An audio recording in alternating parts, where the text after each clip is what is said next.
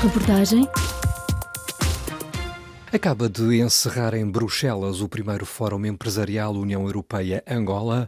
Altas figuras do Bloco Europeu e das instituições de Luanda chefiaram esta quinta-feira um dia de intensos contactos, reunindo mais de 800 participantes em torno da almejada diversificação económica em Angola.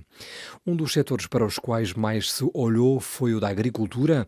No passado, o país produzia café e cereais com uma dimensão que veio a perder em prol de uma aposta esmagadoramente feita em prol do setor petrolífero.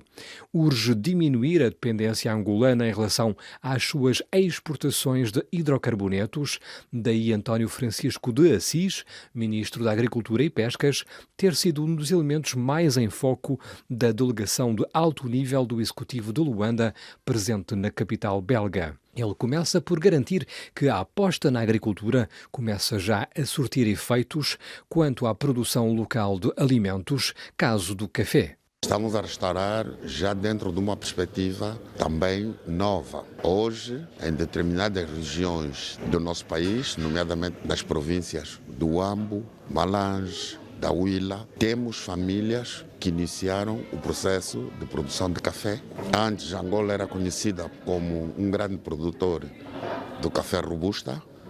Hoje, nós estamos a dinamizar e com muito bons resultados a produção do café arábica. Já temos os primeiros resultados de um trabalho que começou a ser feito há pouco menos de 2 anos. E nessas regiões, sobretudo nas regiões planálticas, aos 2 anos, o café arábica já começou a produzir, ainda de forma inicial, mas auguramos que vamos ter sucesso e estamos a continuar com esses programas. Obviamente que neste momento estamos numa guerra, há a guerra na Ucrânia, estamos numa crise de cereais. Angola importa em larga escala os cereais que consome. Estou a pensar, por exemplo, no trigo, nomeadamente. Em que medida é que este novo contexto mundial pode vir a significar uma aposta ainda maior, porventura, no cultivo de determinados cereais importantes, nomeadamente para a panificação? Nós, os angolanos, sabemos muito bem o que é guerra e o que é que isso significa. Lamentamos que isso esteja a acontecer. Naturalmente que não é aproveitando da situação menos boa dos outros que nós devemos voltar à nossa conduta.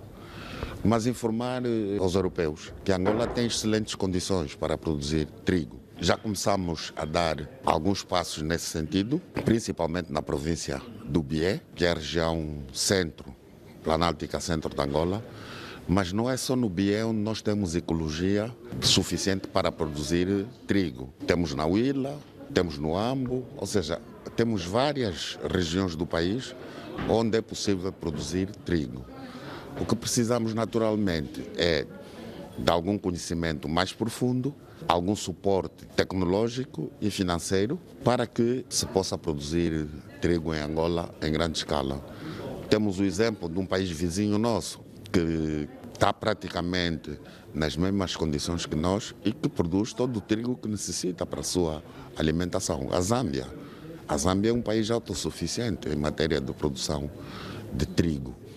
Portanto, aquela velha ideia de que a produção do trigo é só na Europa não é muito verdadeira. E nós temos condições para fazer isso. Precisamos é de unir esforços, concertar ideias, estabelecer bons projetos e bons programas e irmos executando. E a mim parece-me que esta oportunidade deste fórum, das conversações que estamos tendo com as entidades aqui da União Europeia, podem também conduzir-nos para isso. Há uma percentagem muito grande da população angolana que é jovem.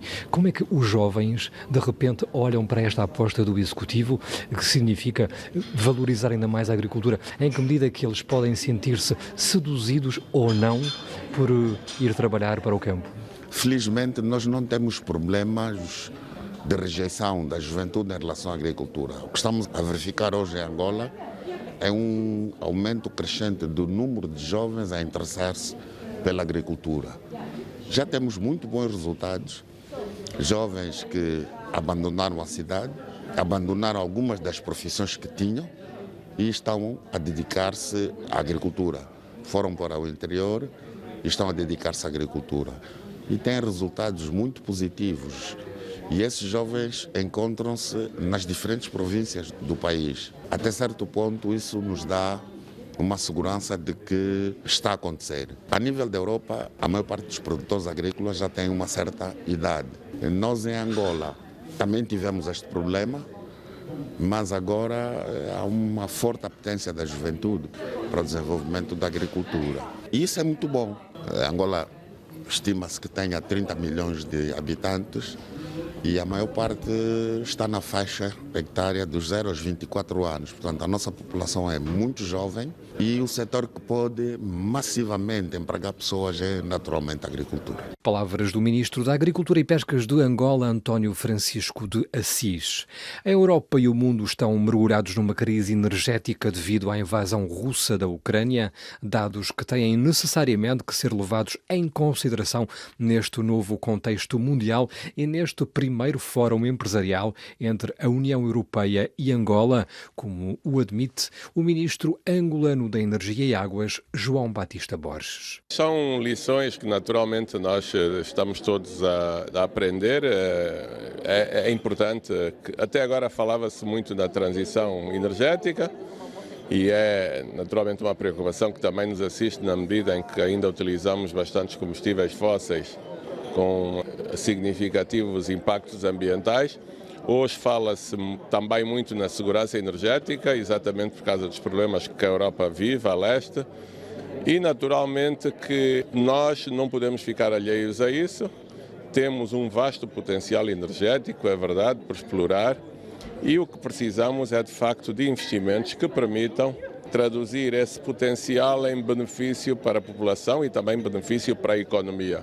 E para isso contamos naturalmente muito com o suporte da União Europeia, dos países que hoje na Europa já prestam assistência em Angola e que mantêm com Angola laços de cooperação e de amizade, mas precisamos sobretudo de vir também buscar soluções que tecnologicamente possam ser adaptadas às nossas condições, no sentido de atingirmos um objetivo que a Europa já atingiu faz muito tempo, mas que nós perseguimos, que é o da universalização do acesso, que a nós também é um tema muito caro. Não só precisamos de garantir segurança energética, como precisamos, de facto, de permitir ou de conseguir que todos os cidadãos tenham acesso a esse bem. Mas não há metas ainda definidas em relação a esse objetivo? O nosso grande objetivo é que até 2025 nós possamos, em relação à transição energética e à adoção de soluções energéticas próprias, ter 70% do nosso balanço energético já garantido com energias limpas, energias endógenas. E estamos a trabalhar também no sentido de até 2030 60% da população ter acesso à eletricidade. Portanto, estamos hoje a falar de uma população que atualmente totaliza cerca de 33 milhões, portanto precisamos que de facto 60% desse número possa ter acesso à eletricidade até 2030, partindo de uma realidade que hoje é de 42%. Portanto há aqui um grande desafio. Para isso precisamos de investir capitais, não só públicos como privados, e de facto o que nós precisamos é de atrair esse capital privado. As energias renováveis, te falava da necessidade de deixar as energias fósseis, estamos aqui a falar de energia eólica, estamos a falar de energia fotovoltaica. Estamos a falar sobretudo de energia fotovoltaica. O nosso potencial eólico é relativamente baixo. As nossas grandes fontes energéticas são, sem dúvida, a água, portanto, o vasto potencial hídrico que o país tem e que pode ser traduzido em recursos energéticos também. E também estamos a falar do sol e do gás, de certa forma, que também é um potencial razoável, embora esteja a ser ainda explorado, enfim, de forma muito reduzida. Portanto, a água, o gás e, sem dúvida, a energia fotovoltaica constituirão a base da nossa matriz energética no futuro. João Batista Borges, ministro angolano da Energia e Águas, e o seu diagnóstico quanto aos investimentos europeus em Angola e as necessidades para o seu setor, dos mais estratégicos para o país. Miguel Martins, de regresso de Bruxelas, RFI.